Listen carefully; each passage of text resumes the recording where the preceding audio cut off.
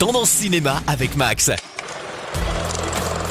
Bienvenue dans votre podcast consacré au cinéma. Au menu cette semaine, les sorties, les films repoussés à cause du coronavirus et la dernière bande-annonce qui vient de sortir de Black Widow. À voir cette semaine au cinéma, une comédie, un drame, un autre drame fantastique et un biopic. On commence avec La Bonne Épouse, c'est le nouveau film de Martin Provost avec Juliette Binoche et Yolande Moreau, mais aussi Édouard Baird et François Berléand. Tenir son foyer et se plier au devoir conjugal sans moufter, c'est ce qu'enseigne avec ardeur Paulette Van Der Beek dans son école de ménagère. Ses certitudes vacillent quand elle se retrouve veuve et ruinée. Est-ce le retour de son premier amour ou le vent de la liberté de mai 68? Et si la bonne épouse devenait une femme libre? Mesdemoiselles, un peu de silence, s'il vous plaît. Pendant les 2 années que nous allons passer ensemble à l'institution ménagère Van Der Beek, vos futurs professeurs et moi-même allons avoir la délicate mission de faire de vous la perle des ménagères. Rotation de chiffon, toujours dans le sens des aiguilles d'une montre. La bonne épouse est avant tout la compagne de son mari, ce qui suppose oubli de soi et une bonne humeur. Arrête! Robert! Il étouffe! Tapez-lui dans le dos! 24 ans de vie commune. C'est quoi ça? Ah bah c'est des laits d'huissier. Je peux entrer? Nous sommes ruinés. Passez la seconde. La seconde! Femme au volant, gare au tournant. Tu vas pas t'y mettre toi aussi? Pensez-vous que nous arriverons à sauver l'école? Si nous ouvrions un nouveau compte à votre nom. À vous dire que j'aurai un carnet de chèques à mon nom. Une bonne épouse se concentre sur ses tâches ménagères Je veux te revoir. afin de ne pas céder à toutes ses tentations.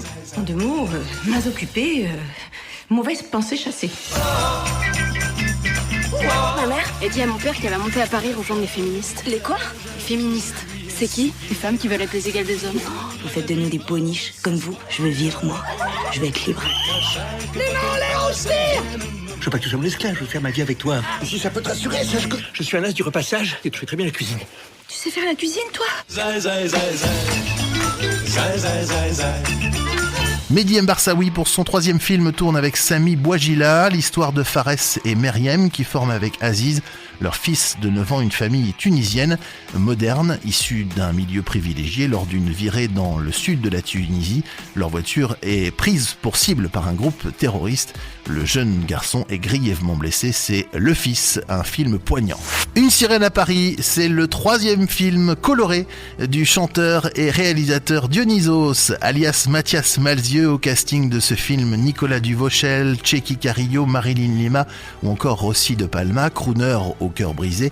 Gaspard s'était juré de ne plus retomber amoureux. Quant à Lula, jolie sirène, elle n'a que le chant pour se défendre des hommes en faisant s'emballer leur cœur jusqu'à l'explosion.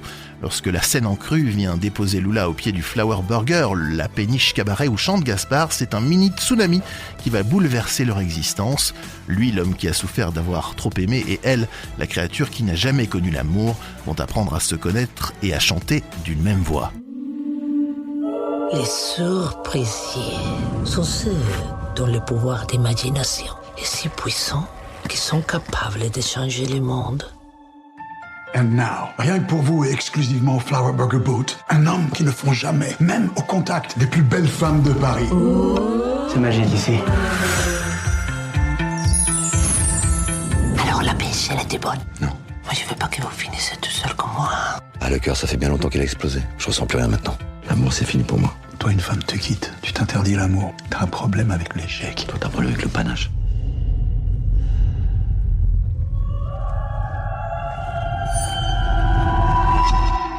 D'habitude, les hommes qui entendent ma voix tombent si follement amoureux de moi que leur cœur explose. Vous allez mourir, comme tous les autres. Tous. Tous. Vous avez mal au cœur? Non, pas du tout, pas du tout.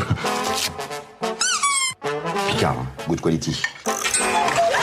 Il va exploser ce cœur. Et cette fois pour toujours. Comment ça fait l'amour? C'est comme de la joie. Ça pique. Très fort. Je suis tellement contente de vous faire aucun effet. Dommage que vous partiez maintenant quand même. Parce que moi j'étais immunisé. Et si vous restiez avec moi? Non, c'est trop risqué. Aidez-moi à m'enfuir, s'il vous plaît. Il ne doit plus me voir, sinon il va mourir. Allez, au putain! Vous êtes complètement sous son emprise. Elle est en train de vous tuer. T'as l'air d'un zombie là, rentre chez toi. T'as déjà vu un zombie qui rentre se coucher?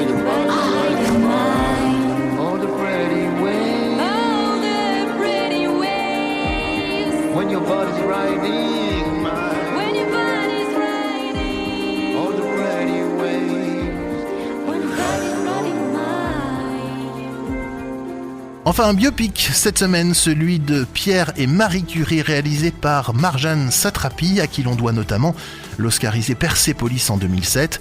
C'est Radioactive, au casting Rosamund Pike et Sam Riley.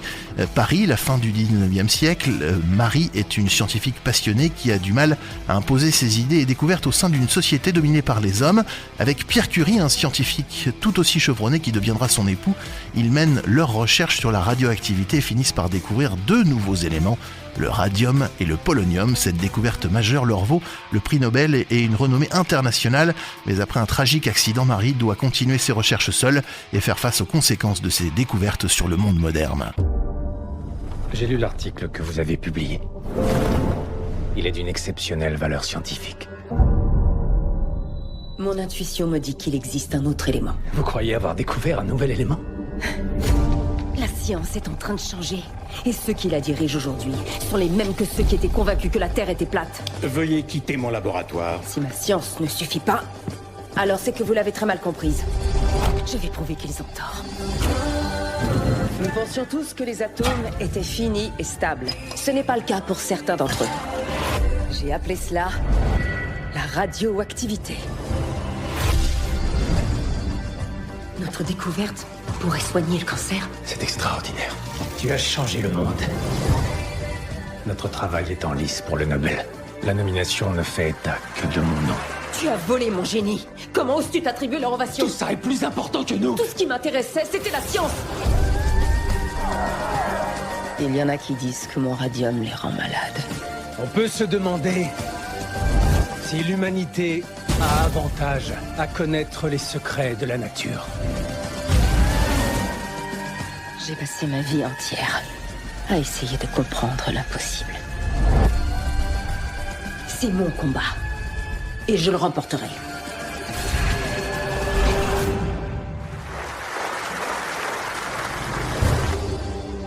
Un coup d'œil sur les films dont les sorties sont repoussées en raison du coronavirus. Le nombre de ces films dont la date de sortie est repoussée à cause de l'épidémie ne cesse d'augmenter, le gouvernement ayant interdit les rassemblements de plus de 1000 personnes. La liste des films décalés risque bien de s'allonger. Voici un récapitulatif dont les sorties repoussées sont connues jusqu'à présent.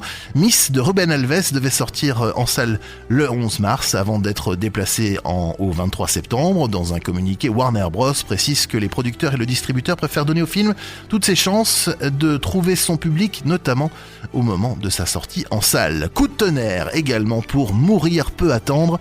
Évidemment, c'est le 25e volet des aventures de James Bond avec Daniel Craig, initialement annoncé pour le 8 avril. Le film a été décalé au mois de novembre. Il s'agit du tout premier blockbuster dont la sortie est repoussée à l'international. Le Pacte annonçait via un communiqué de presse qu'il reportait les sorties de Pinocchio de Matteo Garrone prévues le 18 mars et La Daronne de Jean-Paul Salomé avec Isabelle Huppert notamment au casting, préalablement annoncé le 25 mars. Aucune date de report n'a encore été annoncée. Et puis Brutus versus Chiron dont la comédie Brutus versus César était initialement prévue le 1er avril, a annoncé dans un message humoristique posté sur Twitter et Instagram que son film sortirait finalement le 1er juillet prochain.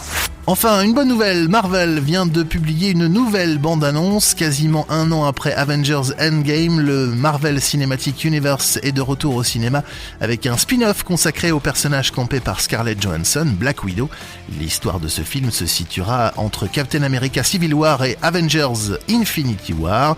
Très éprouvée, Natasha Romanoff est de retour en Russie pour demander de l'aide à son ancienne famille afin de lutter contre de nouveaux ennemis, notamment Taskmaster. On apprend dans ce nouveau trailer que ce dernier dirige la Chambre Rouge, organisme d'où proviennent les Black Widows. Manipulées par cet ennemi, les espionnes sont conscientes mais ne font aucun choix selon la sœur de Natasha, Yelena, incarnée par Florence Pugh.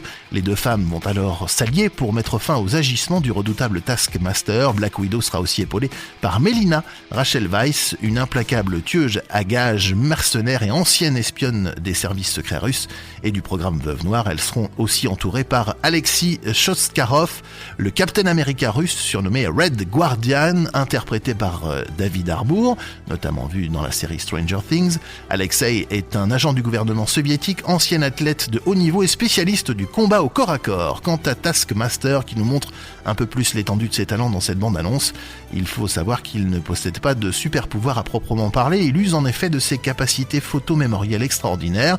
Il peut ainsi reproduire n'importe quel talent par simple observation. Opposez-le à Black Widow et elle aura l'impression d'affronter son reflet. Je dis à tout le monde que ma sœur est partie vivre dans l'Ouest. T'es prof de sciences. Et ton mari, il retape des maisons. Podcast by Tendance Ouest.